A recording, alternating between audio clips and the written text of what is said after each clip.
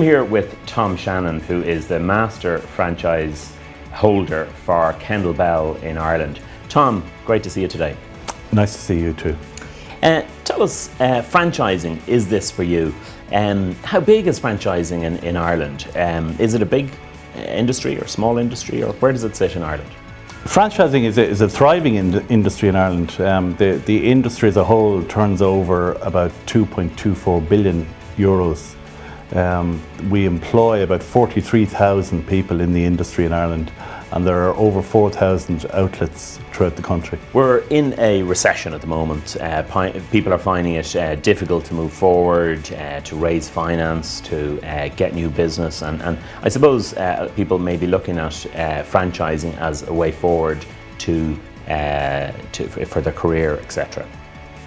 How does franchising sit in a recession? Is it a good thing to do now or not a good thing to do now?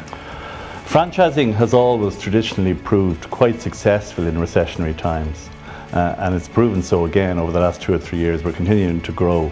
The reason for this is that franchising offers potential franchisees a proven business model where they can get into a business where they know there are people who've been a success using that model in that business.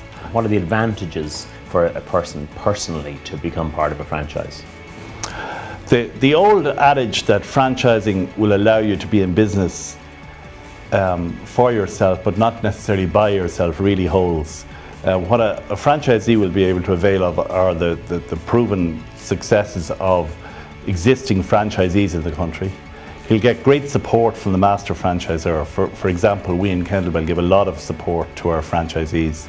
And the support would involve initial training, very thorough training, very well documented operations and training manuals, and then ongoing support. And this is something that they just won't get in a business they set up themselves. When they're trying to get the franchise financed, banks are inclined to look very favourably on good franchises where they've got a proven business model and a proven financial model. Franchising in Ireland, is it new? Is this something that is just become successful recently, or what's the history of franchising in Ireland? Well, franchising has been in Ireland for 25, 30 years in one form or another.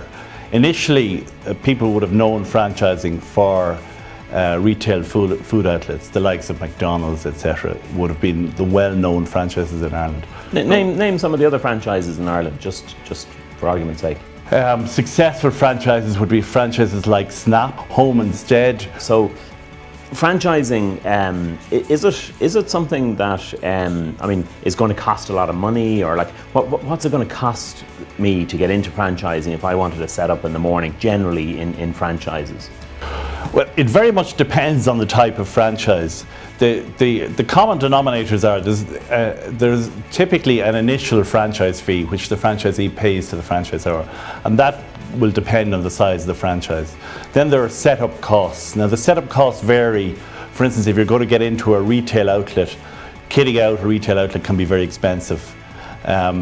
And that will add to your setup costs. And then after that, your costs are going to be your ongoing royalty fee. Typically, a franchisor will look for a royalty fee. Anything, the recent franchise survey said that royalties run between 8 and 10% of your gross turnover.